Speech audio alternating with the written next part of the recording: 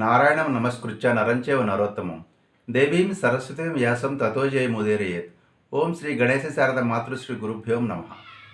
మిత్రులారా, గత ఎపిసోడ్లో కుంతీదేవి కృష్ణుని ద్వారా తన కుమారులకు ఒక సందేశం పంపిన విషయం చూసాం. క్షత్రియ మాత తన పుత్రులను ఏ ఉద్దేశంతో కంటుందో దాన్ని ఫుల్ఫిల్ చేయండి, మీరు అవకాశం జార విడుచుకోవద్దు అని చెప్పన్న సందేశాన్ని అటు పంచపాండవులకు ద్రౌపదికి కూడా పంపించింది కుంతీదేవి శ్రీకృష్ణుని ద్వారా.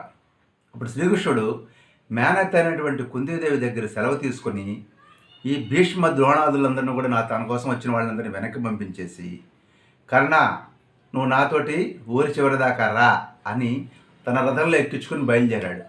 వెనక సాత్విక రథం, ఆ వెనక ఇతర పరివారం యొక్క రథాలు వెళ్తూ ఉన్నాయి. అప్పుడు కృష్ణుడు కర్ణుడితోటి ఇట్లా అన్నాడు, కర్ణ నువ్వు ధర్మశాస్త్ర రహస్యాలన్నీ తెలిసినవాడివి కదా, కన్యకు పుట్టినవాడు, వివాహ సమయంలో గర్భవతి అయిన స్త్రీకి వివాహానంతరం పుట్టినవాడు కూడా వివాహం చేసుకున్న వాడి పుత్రులే అని ధర్మశాస్త్రాలు చెప్తున్నాయి. ఇది మనకు అష్టవిధ వివాహాలను ఉన్నాయి, అందులో రకరకాల వివాహాల్లో ఈ వివరాలన్నీ చెప్పడం జరిగింది ధర్మశాస్త్రాల్లో. అంటే కన్య ప్రెగ్నెంట్గా ఉండగా వేరే పురుషుని వివాహం చేసుకున్నప్పటికీ ఆ యొక్క పురుషుడే ఆ పుట్టబోయే బిడ్డకి తండ్రి అవుతాడు. ఇవన్నీ కూడా శ్రీకృష్ణుడు ఈ ధర్మసూక్ష్మాలు చెప్తూ, అందువలన నువ్వు పాండురాజుకు జ్యేష్ఠపుత్రుడివి కాబట్టి నీకు రాజ్య అధికారం ఉంది, నువ్వు నాతోటి రా ఉపప్లావ్యానికి, ధర్మరాజు అతలందరికీ వివరిస్తాను. నువ్వు వాళ్ళ అన్నగారివి అని తెలిసిన మరుక్షణం పాండవులను యథాప్రకారం రాజ్యాభిషిక్తుని చేస్తారు కర్ణ. యుధిష్ఠిరుడు యువరాజు అవుతాడు, నువ్వు మహారాజు అవుతావు. అందరూ నీ చెప్పు చేతుల్లో ఉంటూ సేవలు చేస్తారు. పాండవులకు సహాయం చేయడానికి వచ్చినటువంటి రాజులందరూ కూడా నీకు సరెండర్ అయిపోయి సాగలు మొక్కుతారు నీకు. అంతేకాదు 6వ వంతు కాలంలో ద్రౌపది కూడా నిన్ను చేరుతుంది అని కృష్ణ పరమాత్మ కర్ణునికి ప్రలోభ పెట్టే ప్రయత్నం చేస్తాడు. అంటే ఆఖరి క్షణంలో కూడా మేనేజ్మెంట్ అనమాట. ఏమాత్రం అవకాశం ఉన్నా కర్ణుణ్ణి ఎప్పుడైతే ఇటు పక్కకి తిప్పుతాడో ఆటోమేటిక్గా యుద్ధం ఆగిపోతుంది. అందువలన కృష్ణుడు సభలో తన శాయశక్తుల శాంతి నెలకొల్పే ప్రయత్నం చేయటమే కాకుండా అంతా అయిపోయి వెనక్కి వెళ్తూ కూడా వ్యూహాత్మకంగా కర్ణుని తనతో తీసుకెళ్ళి అతనికి రాజ్యం యొక్క ఆశను చూపించే ప్రయత్నం చేస్తాడు శ్రీకృష్ణుడు. అప్పుడు కృష్ణుడు ఇలా అన్నాడనమాట, నువ్వు భూమండలాన్నంతా పాలించినట్లయితే కుంతీదేవి కూడా చాలా సంతోషిస్తుందయ్యా కర్ణ, నా మాట విను అన్నాడు కృష్ణ పరమాత్మ. అప్పుడు కర్ణుడు, కేశవ నా విషయంలో ఇంత పాజిటివ్ దృక్పథం నీకు ఉంది అని నేను ఎప్పుడు అనుకోలేదు. నువ్వు నా శ్రేయస్సును కోరే చెప్పావన్న విషయంలో నాకు ఎలాంటి సందేహం కూడా లేదు. నేను ధర్మానుసారం పాండుపుత్రుడిని అన్న సంగతి నాకు ముందే తెలుసు. మనం ఏదో అనుకున్నాం, భీష్ముడికి తెలుసు, కర్ణుడికి తెలుసు, కుంతికి తెలుసు ఇలా అనుకున్నాం. కానీ అలాగే కృష్ణునికి కూడా తెలుసు, కానీ వీళ్ళందరికీ తెలియటం కాదు, కర్ణునికి కూడా తెలుసు అన్న విషయాన్ని మనం ఇక్కడ గ్రహించాల్సినటువంటి విషయం ఉంది. సరే, నేను పాండుపుత్రుడిని నాకు తెలియటమే కాదు, నువ్వు కూడా అదే చెప్తున్నావు కదా. అయితే సూర్యుడి వల్ల నన్ను కన్నటువంటి కుంతి నన్ను ఆ విధంగా పారవేసినప్పుడు సూతుడైనటువంటి అతిరథుడు నన్ను చూసి తన ఇంటికి తీసుకెళ్ళాడు. తన భార్య అయినటువంటి రాధకు నన్ను అప్పచెప్పాడు. ఆమె ఎంతో స్నేహభావంతో ప్రేమభావంతో నాకు పాలిచ్చి పెంచింది. చిన్నప్పటి నుంచి నా మలమూత్రాలను ఆమె తన చేతులతోటి ఎత్తిందయ్యా. అలాంటి తల్లి రుణం నేను ఎలా చూసుకోను, ఎలా తీర్చుకోను? ఆ అతిరథుడు నన్ను కుమారుడితో సమానంగానే చూసుకున్నాడు, నేను అతని తండ్రిలాగానే చూసుకున్నాను. అతడు తన పుత్ర ప్రేమతోనే నాకు వసుషేనుడు అనే పేరు పెట్టి జాతకర్మాలన్నీ కూడా చేశాడు. యవ్వనం వచ్చిన తర్వాత నేను కూడా ఆయా కులాల్లో భార్యలను స్వీకరించాను, వారి వల్ల నాకు పుత్రులు పౌత్రులు కూడా కలిగారు. ఇప్పుడు అంత రిలేషన్ ఎస్టాబ్లిష్ అయిన తర్వాత ఇప్పుడు అనుబంధం నేను ఎలా తెంచుకుంటాను? మరొక మాట, దుర్యోధనుడితో నాకు ఆశ్రయం దొరకటం వల్ల దుర్యోధనుడి దగ్గర నిష్కంఠమైనటువంటి రాజ్యాన్ని 13 సంవత్సరాలు, ఈ పాండవులు 13 సంవత్సరాలు లేరు, నేను నిష్కంఠకంగా ఏలుకొన్నాను. అనేక రకాలైనటువంటి యజ్ఞయాగాలు చేశాను, సూతులతో అనేక రకాల యజ్ఞ సంబంధాలు, వివాహ సంబంధాలు ఏర్పరచుకున్నాను. దుర్యోధనుడు నన్ను నమ్ముకొని పాండవులతో వైరం పెంచుకొని అర్జునుడి మీదకి నన్ను నియుక్తి చేశాడు, అంటే నన్ను అపాయింట్ చేశాడు. అర్జునుని యుద్ధంలో పరిమార్చేటువంటి భారం నాకే అప్పచెప్పాడయ్యా. ఇప్పుడు నేను మరణ భయంతో కానీ లేదా రుణానుబంధం ప్రేమానుబంధం రూపంలో కానీ ఈ భయంతో కానీ లోభంతో కానీ నేను గనక ఇప్పుడు దుర్యోధనుడికి ఇచ్చిన మాట తప్పినట్లయితే అది మహాపాపం. నేను అసత్యాన్ని నేను చెయ్యను. నువ్వు చెప్పింది కరెక్టే. పాండవులు నీ వశమతుల్లో ఉన్నారు కాబట్టి వాళ్ళు తప్పకుండా నువ్వు చెప్పినట్లే చేస్తారు, సందేహం లేదు. అయితే మధుసూదన, మన ఇద్దరి మధ్యలో జరిగినటువంటి ఈ కాన్వర్జేషన్ని, ఈ చర్చని, ఈ విషయాన్ని నీ దగ్గరే ఉంచు. ఎందుకంటే ధర్మాత్ముడు జితేంద్రుడు అయినటువంటి ధర్మరాజుకు నేను పాండురాజు జ్యేష్ఠపుత్రుడని తెలిసిన మరుక్షణం అతడు రాజ్యం స్వీకరించడు. ధర్మరాజు మహాధర్మాత్ముడు. తన రాజ్యం మొత్తం తీసుకెళ్ళి నా చేతుల్లో పెడతాడు. నేనేం చేస్తాను? నాకు ఇన్నాళ్ళు శ్రేయస్సు కలిగించినటువంటి దుర్యోధనుడికి కృతజ్ఞతా సూచకంగా ఆ రాజ్యాన్ని అప్పచెప్తాను. ఇక్కడ దుర్యోధనుని కంటే ధర్మరాజు రాజుగా ఉండటమే ప్రజలకు అందరికీ కూడా చాలా మంచిది. నా మాట విను కృష్ణ, ఒక్క మాట చెప్తున్నాను. నీ ఆధ్వర్యంలో దుర్యోధనుడితో ఒక గొప్ప శస్త్రయజ్ఞం జరగబోతోంది. నేనేదో 11 అక్షయణుల సైన్యం ఉంది, కౌరవులు జయిస్తారన్నటువంటి భ్రమలు నాకు లేవు. పాండవులే జయించగలరు, నాకు ఎలాంటి సందేహం లేదు. సర్వక్షత్రియ వినాశనం ఈ శస్త్రయజ్ఞం ద్వారా జరగబోతోంది. అందుచేత మనం చేసినటువంటి ఈ మంత్రాంగాన్ని, ఈ ఆలోచనను రహస్యంగానే ఉంచి అర్జునుడు నా ముందు నిలబెట్టే యుద్ధరంగంలో నేను అనేక సందర్భాల్లో ఇష్టం వచ్చినట్లుగా పాండవులను దుర్భాషలు ఆడాను. అలా ఎందుకు చేసావని నువ్వు అడగచ్చు. ప్రియార్థం ధార్తరాష్ట్రంచ అంటే ధృతరాష్ట్ర పుత్రుల యొక్క సంతోషం కోసం, వాళ్ళకి ప్రియం కలిగించడం కోసం, వాళ్ళని ఉత్సాహపరచడం కోసం, వాళ్ళ ముఖంలో ఆనందాన్ని చూడటం కోసం నేను ఈ యొక్క చెడ్డ పనులు చేయటం జరిగింది. దీనికి మనసులో చాలా బాధపడుతూ ఆత్మాహుతి చేసుకోవాలన్నంత బాధపడుతూ ఉన్నాను నేను.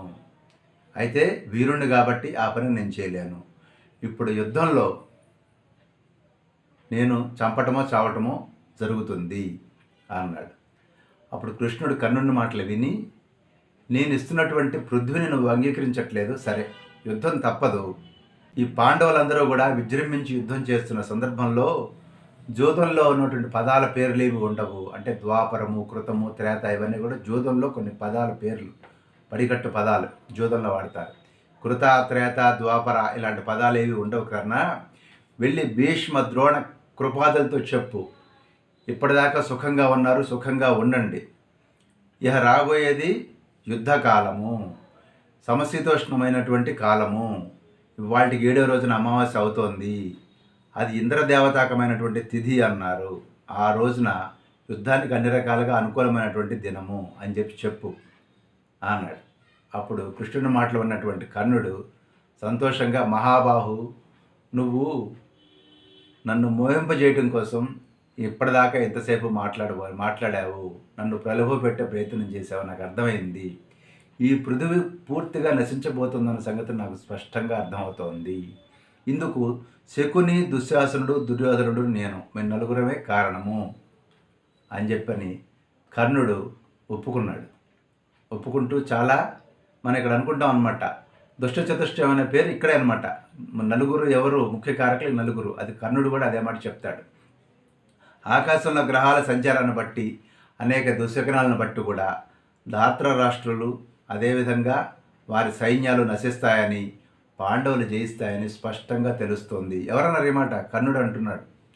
ఋషికేశ, ఎత్ర ధర్మస్తతో జయ, ఎత్ర కృష్ణస్తతో జయ. ధర్మం ఎక్కడుందో, కృష్ణుడు ఎక్కడున్నాడో అక్కడే జయం ఉంటుందని నాకు తెలియకపోలేదు. నేను ఇతర రాజులు ఈ యొక్క గాంధీవాగ్నిలో పడి మలమలా మాడిపోబోతున్నాము, అందులోకి ప్రవేశించబోతున్నాము అన్న సంగతి నాకు ఎలాంటి సందేహం లేదు. కృష్ణ, ఈ యొక్క యుద్ధం నుంచి నేను ప్రాణాలతో బయటపడతానా లేదా అన్నది నేను చెప్పలేను, కానీ మళ్ళీ స్వర్గంలో మాత్రం తప్పకుండా అందరం కలుద్దాము అంటూ కర్ణుడు కృష్ణుడిని గాఢాలింగనం చేసుకొని దీనమైనటువంటి వదనంతో కృష్ణుడి వద్ద సెలవు తీసుకొని రథం తిగి తన రథాన్ని ఎక్కి వెళ్ళిపోయాడు. కృష్ణుడు సాత్యకితో కలిసి తొందరగా నడువు అని చెప్పని గబగబా ధర్మరాజు దగ్గరికి బయలుదేరాడు శ్రీకృష్ణ పరమాత్మ. ఇక్కడే కుంతీదేవి కూడా కర్ణుడి దగ్గరికి వెళ్ళినటువంటి కథ కూడా ఇక్కడ మనం చెప్పుకోవాలి. కృష్ణుడు వచ్చి వెళ్ళిన తర్వాత విదురుడు కుంతీదేవి దగ్గరికి వెళ్ళి ఎంత చెప్పినా కూడా దుర్యోధనుడు ఎవ్వరి మాట వినటం లేదు. ధృతరాష్ట్రుడు కూడా చెడ్డ ఆలోచనతోటి కుపుత్ర మదంతో మధుడై మత్తుడై అమార్గంలో చరిస్తూ ఉన్నాడు. యుద్ధం తప్పదు అని చెప్పాడు విదురుడు కుంతీదేవికి. దాంతో కుంతీదేవి తన పుత్రుల యొక్క క్షేమం గురించి బెంగపెట్టుకుంది. ఎందుకంటే అక్కడ కర్ణుడు చేసిన అనేక ప్రతిజ్ఞల గురించి ఆమె విని ఉండటంతో ఇహ ఏంటి పరిస్థితి, శిష్యవాత్సల్యం వల్ల ద్రోణాచార్యుడు కానీ, అదేవిధంగా తాతగారు కాబట్టి పితామహుడైనటువంటి భీష్ముడు కానీ నా కుమారులకు అపకారం చేయకపోవచ్చు, కానీ కర్ణుడు వీళ్ళని ఏమన్నా చేస్తాడేమోనని ఆవిడకి భయం. ఎందుకంటే కర్ణుడి యొక్క పరాక్రమం మీద ఆవిడకి అపారమైనటువంటి నమ్మకం ఉంది. అందువలన అతన్ని బతిమలాడటం ద్వారా ఏదైనా పని జరుగుతుందేమో అన్న భావనతోటి గంగానదిలో కర్ణుడు సంధ్యావందనం చేసే సమయంలో ఆ గంగానది దగ్గరికి వెళ్ళింది. అక్కడ తూర్పు దిక్కుకు తిరిగి కర్ణుడు మంత్రాలు చదువుతూ చేతులు పైకెత్తి సూర్యదేవుడికి ప్రార్థన చేస్తూ ఉన్నాడు. అతడి జపం పూర్తయ్యే వరకు అలాగా నిలబడింది ఈ యొక్క కుంతీదేవి. ఆ ఎండ తట్టుకోలేక చుట్టూ ఎక్కడే చెట్లు చామలు లేవు. అందుకని అతను ఉత్తరయం గాలికి రెపరెపలాడుతుండగా ఆ ఉత్తరయం నీడలోకి వెళ్ళి నిలబడింది కుంతీదేవి.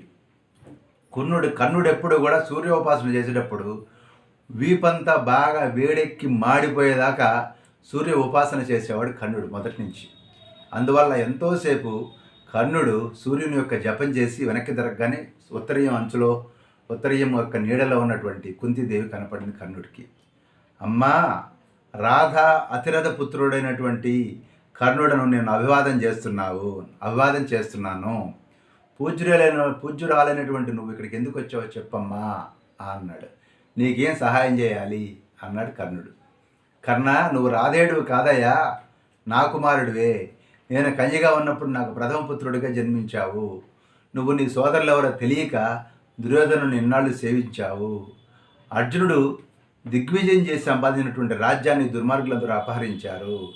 నువ్వు ఈ యొక్క రాజ్యలక్ష్మిని అపహరించి అంటే దుర్యోధనుల నుండి లాగుకొని నీ 5 సోదరులతోటి సుఖంగా ఉండవయ్యా. నువ్వు సూతపుత్రుడు కాదు, పార్థుడివి, పృథుపుత్రుడివి. పృథు అంటే ఎవరు? ఈవిడే. నువ్వు పృథుపుత్రుడివి, నువ్వు పార్థుడివి అందుకుంది కర్ణుడితోటి. అప్పుడు సూర్యుడి దేవుడి నుంచి ఒక వాక్కు వినపడింది. కర్ణ, కుంతి చెప్పింది సత్యము, ఆమె చెప్పినట్లు చెయ్యి అన్న వాక్కు సూర్యమండలం నుంచి సూర్యదేవుని ద్వారా వినపడింది కర్ణుడికి. అప్పుడు కర్ణుడు, అమ్మా ఓ క్షత్రియ వనిత, నువ్వు చెప్పినట్లు చేయటం ధర్మసమ్మతం కాదు. ఆనాడు నువ్వు నీ ఇష్టం వచ్చినట్టుగా నన్ను కని పారేసి ఈరోజు నీ ప్రయోజనం కోసం ఇలా మాట్లాడుతున్నావు. ఈ ధృతరాష్ట్ర పుత్రులు ఎవరైతే ఉన్నారో వాళ్ళందరూ ఇన్నాళ్ళు వాళ్ళ నెత్తి మీద పెట్టుకుని చూసుకున్నారు ఈరోజు వరకు. వాళ్ళకి ఆశ్రయం ఇచ్చిన సందర్భంలో ఆశ్రయం ఇచ్చినటువంటి రాజుకి అన్యాయం చేయడంలో ఇంక అంతకుమించిన పాపం కానీ ఇంకేదీ లేదు. నాకు పరలోకం కూడా ఉండదమ్మా. దుర్యోధను పక్షాన ఉండి తప్పకుండా నీ కుమారులతో నేను యుద్ధం చేస్తాను అని ఒక మాట చెప్తాడు. అర్జునుడు తప్ప మిగిలిన 4 నాకు దొరికిపోయినా కానీ, వధ్యులైనా కానీ, వారిని చంపడానికి వీలుగా దొరికినా కానీ నేను వాళ్ళని చంపను. కానీ ఒక్క అర్జునుడితో మాత్రం నేను యుద్ధం చేస్తాను.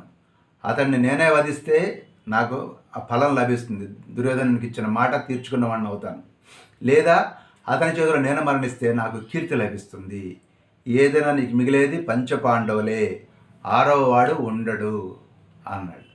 అనగానే కుంతీదేవి ఒక్కసారిగా నరాల్లో వణుకు పుట్టింది. ఎందుకంటే ఇప్పుడు యుద్ధం అయ్యాక మిగిలేది కర్ణుడు కానీ అర్జునుడు కానీ, ఆ విషయం అర్థమైపోయింది ఆవిడికి. కానీ అదే టైంలో మిగిలిన 4 పుత్రులుగానే బతికించుకోగలుగుతున్నాను ఈ విజిట్ ద్వారా.